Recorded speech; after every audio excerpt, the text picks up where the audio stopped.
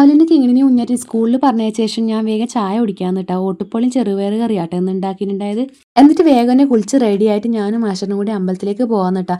നമ്മൾ അമ്പലത്തിൽ നിന്ന് തെയ്യമല്ലേ, ഞാൻ ഇതിന് മുന്നേ പറഞ്ഞിട്ടുണ്ടായി, നമ്മുടെ നാട്ടിലത്തെ അമ്പലമാണ് കേട്ടോ.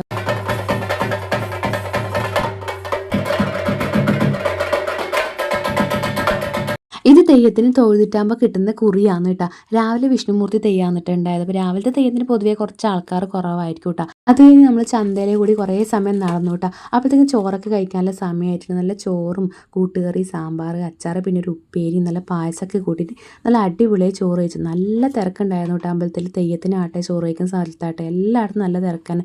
കഴിഞ്ഞിട്ട് ഒരു ഐസ്ക്രീം തിന്നിട്ട് അപ്പോഴത്തേക്ക് വൈകുന്നേരത്തെ തെയ്യമായി.